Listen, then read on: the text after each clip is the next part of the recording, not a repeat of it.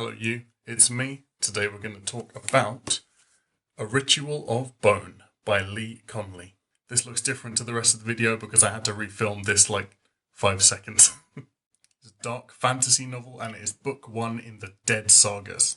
I was sent a copy of this by the author, so thanks very much for that. Make sure you follow Lee on Twitter, I'll link it down below. Go check him out. I'm going to be going over the plot, the review, which I'll try and keep as spoiler free as I can. Some spoiler bits after that, but it will all be marked on the time bar as usual. This book is set in Arnar, a medieval land of steep peaks, ruins, thick pine forests and hill forts from conflicts long ago.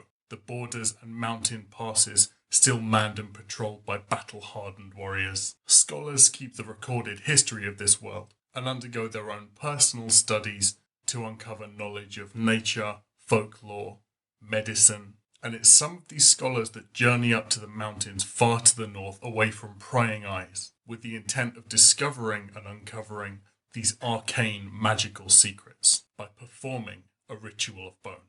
They unwittingly awaken an ancient evil force, possessing human cadavers, turning them into these walking undead corpses, compelling them with a hunger for warm, fresh meat.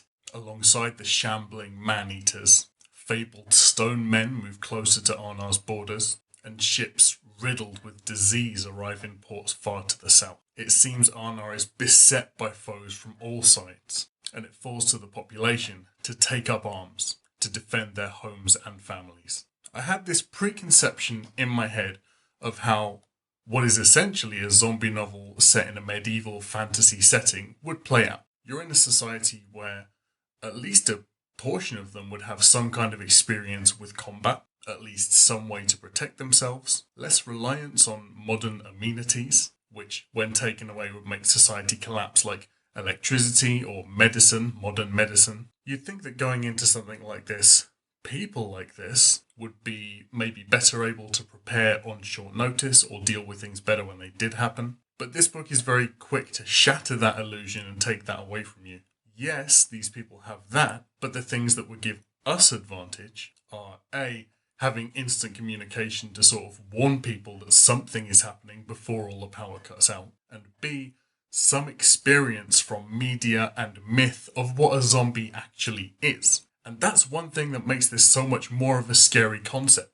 These people do not know the rules and they have to figure them out as they go. And on top of that, it's compounded by your knowledge as a reader that multiple other things are creeping into the situation, bad things. They're all converging and each group of people thinks they only have one problem.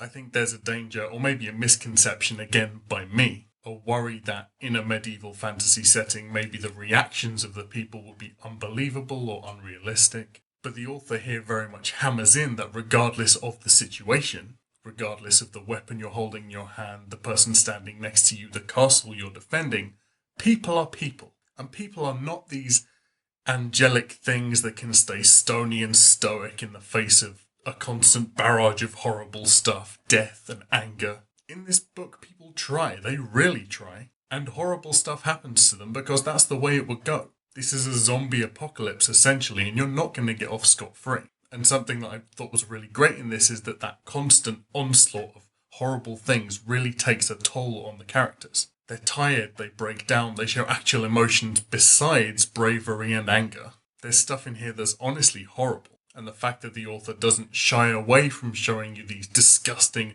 vile things is such a breath of fresh air in fantasy genre. Not a single punch is pulled in this book. One book format I love is when you follow a lot of different characters who are unaware of each other, and you're waiting for their storylines to kind of converge, and that's completely the case here. In terms of genre and stuff that is similar to this, there's not a lot else like it out there, at least not stuff that I've read. The only thing that strikes me as being at all kind of a similar vibe to this is the very first 10 minutes of the very first episode of Game of Thrones. The silence of a snowy forest, the knowledge that you're being hunted, totally not knowing where that story is going. Spoiler stuff I really liked about this book. One thing I thought was really cool was opening the book with these scholar characters who are a very different vibe than the rest of the character cast, who are then removed from the story instantly. So I was constantly wondering how that was going to tie back in and be relevant to what was going on. I think the symmetry of opening and closing with those scholar characters was a fantastic choice. It had me really wondering what their role is going to be in the larger story going forward. There was one chapter that I think slightly shifted the tone of the book, and without it, the book really would have suffered. You get this picture built up of the undead as this kind of unstoppable tide, a force rather than individual creatures. But then there's this single chapter from the point of view of one of them, and that image is torn down. These things, despite being bonkers and driven by hunger, have coherent thought.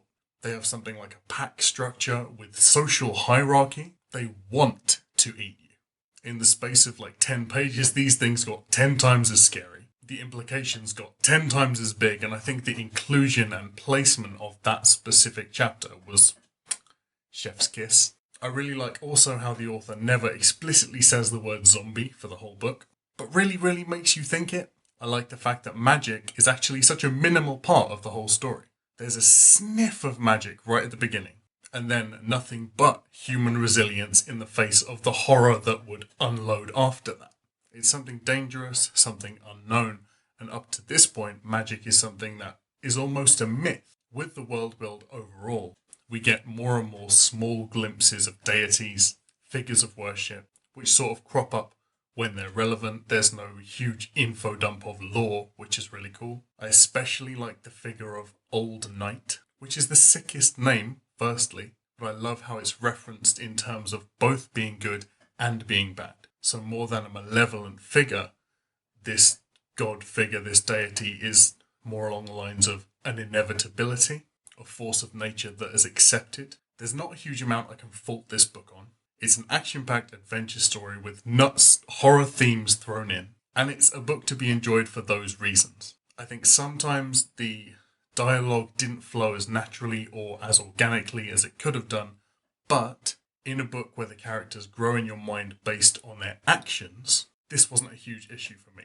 I think you do have to be aware that this is book one of a series, but really it is part one of the story, and that's very apparent. You can tell at the end of this book that the story isn't even nearly done. There are characters in here I really hope we see more of, that the author has clearly built a history for, a backstory for, that so far we have only got tiny little tastes of. I'm really excited to see how all the threads in this story pull together, where the story goes. I'm ready to have more preconceptions blown out of the water. I had a lot of fun with this one, and I'm going to give it 4 stars. Thanks very much for tuning in for this review. Don't forget to join our Interstellar Book Club, Sci-Fi Book Club, which I'll link down below. Don't forget to follow me on Twitter and Goodreads, also linked down below. I'm on Readerly now as well. My @ is Max. Don't forget to like and subscribe for more single book reviews. And I'll see you soon for the next one. Bye.